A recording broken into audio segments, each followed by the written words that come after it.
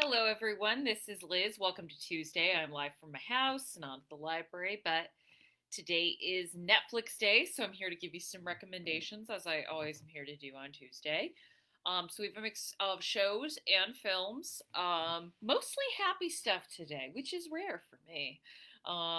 So for shows, I am going to recommend Crazy Ex-Girlfriend. The entire series is on Netflix. This was a show. It started on CW. I guess the best way to describe it is a musical about mental health. It was developed and starring Rachel Bloom, and it is a delightful show. The musical numbers are fantastic, and there's a lot of different musical genres covered. And it starts out as a subversion of romantic comedy tropes, and then it delves into something deeper. And the show it treads water for a bit in the third and fourth season, but ultimately I think it comes to a wonderful end. I still sing some of the songs from that show. Really, just everyone's musical skills are on point. But I think it's a great show to get into, and if you watch it, I hope you have as fun of a time as I did discovering it. And the second is okay, I'm going to preface this by saying I think Crazy Ex-Girlfriend is going to become a cult classic TV show. It already has it's a small but a loyal following. But we're going into real cult TV show territory here with Twin Peaks. So full disclosure, I am not recommending this because I like the show. This is a show where I watched the first season and was like, okay, this is good, but I really don't get it. I'm like that with a lot of David Lynch. He is a creator who I have the utmost respect for. I love that he does his own thing. I love that he doesn't answer to anybody. I love that interviewers will ask him, "Can you explain your work?" And he'll just go, "No."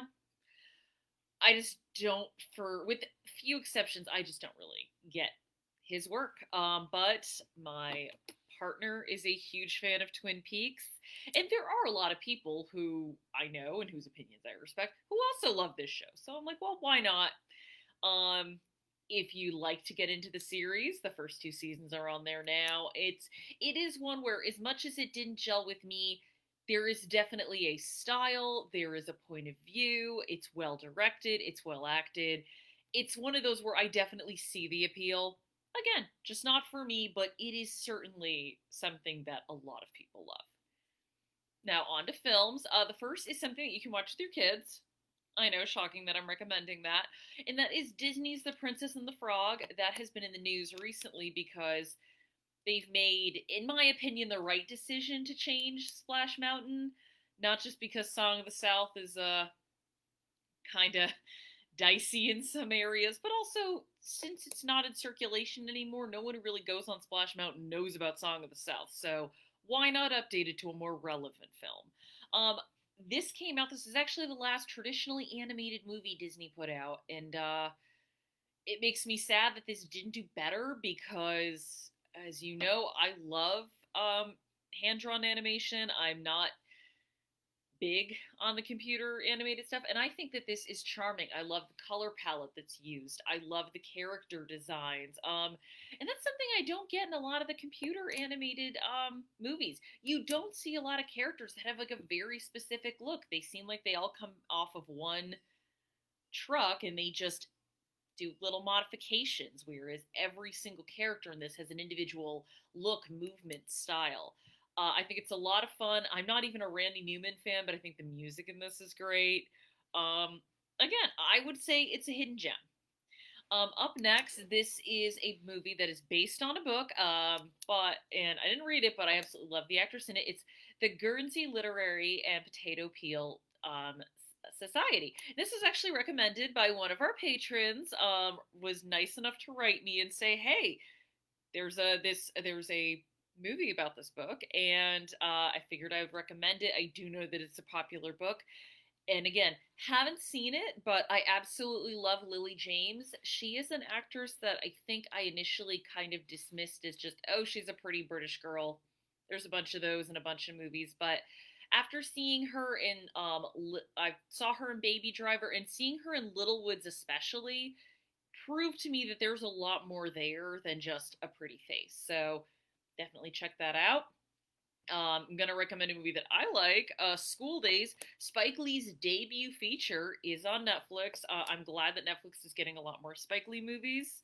As I said before, I'm a huge fan of him, and I think this is a great debut. I still wish they'd do the right thing, but if you want a look, kind of a humorous look at the black collegiate experience, School Days is great. Um, and wow, lost my train of thought. Something more for I would say kind of teenage and college age kids is Soul Surfer. So this is the story of Bethany Hamilton. She was a surfer. Lying on her back, a shark ends up taking her arm. Also, PSA: while sharks are not the relentless killing machines as they're portrayed to be in Jaws, they don't have good eyesight. So if you're kind of laying on a raft or laying on a boogie board with your arms out, they might think that you're food. Don't do that. And it's fairly by the numbers in terms of your inspirational sports movies, but it is still inspiring how she suffers what would be a big setback athletically and manages to go forward. Up next, another movie. Fun fact about this next movie, I actually saw some of it being filmed. I am talking about Ben Affleck's The Town. I'm not huge on Ben Affleck as a director. I think he's good, but I think there was maybe some lowered expectations for him because I remember when people were like, especially after Argo, like he's one of the best working directors, and I'm like, guys, Michael Haneke's Amour came out in the same year. Like, let's calm it down. But still, I would say he is a competent director, and he definitely knows what he's doing. He does make, I think, good and interesting choices. So if you're looking for a crime heist film, I would definitely watch The Town. It's doesn't have too many surprises in there. I kind of figured out where stuff was going, but good performances, especially by Jeremy Renner, and surprising one by Blake Lively. And I love Boston, so any movie set around Boston, I kind of automatically feel the need to watch. So I was actually in grad school when they were filming this, and I was walking back from my internship, and someone stopping me, they're like, yeah, we're filming something here. And they also had to give a warning. It was a shootout scene towards the end of the film. This is by Fenway Park. And hopefully that's not too spoiling. It's a crime heist movie. Of course there's going to be a shootout. But they had to tell everyone, like, you're going to hear fake gunshots. Everyone has to kind of stay put. So it was kind of cool to just be walking home and see a movie being filmed. Now, our final three films all share the through line of being musical recommendations. The first is What Happened, Miss Simone. So this is about Nina Simone. I would definitely watch this over the Zoe Saldana starring biopic.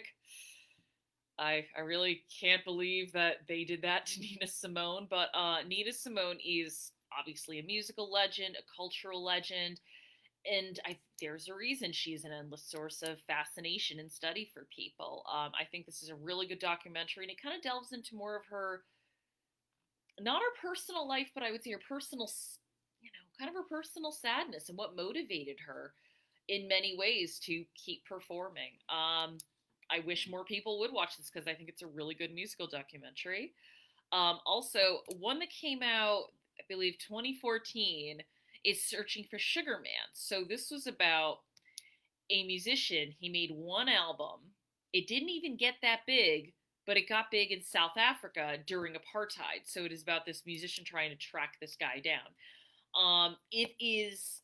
I remember reading somewhere that some of it was a bit more manufactured than the movie would lead you to think, but from an entertainment perspective, I think it is still a really interesting film, and I think the general idea of artists who put their music or who put their art into the world, they don't see an immediate return on investment, so to speak. They don't see the immediate impact, but then finding out years later that apparently, yeah, it did have an impact somewhere, just somewhere you didn't think. I think that's really cool.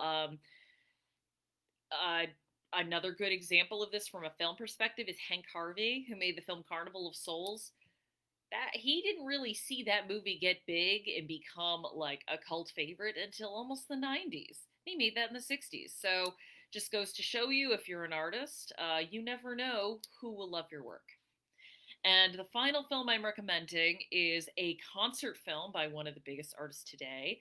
I'm recommending Beyonce's Homecoming. So this was a um, compilation of her two-night performance at Coachella. And Beyonce is someone where, I mean, she's a very guarded star. So the fact that we get anything personal out of her is always kind of shocking. But especially, I would say, post 2016, she has decided to stop. I think she kind of realized, like, okay, I am famous enough now. I'm secure enough now. I can finally make music and tell the stories that I want to tell. Whereas I think before she was a bit more careful with her image. So I think starting with Lemonade and Formation, she started to, I think, really, you know, embrace her identity more. Definitely be more blatant with her blackness. This whole thing has an HBCU theme. And she also gets a lot more candid in this. She talks about giving birth to her children. She talks about the trauma of having a C-section with her twins, and the expectations that everyone has for her. This the idea of you have to get up and keep moving immediately despite your body going through that. And also, something I will always say is you might not like the music she puts out, but she is a consummate professional and consummate top-notch performer. And I think Homecoming absolutely shows that. So if you've always been a little like, oh, I'm not sure about Beyonce, I would say watch Homecoming. You might be pleasantly surprised. So hopefully you'll watch one of these shows, and I will see you tomorrow at the library. Have a good day.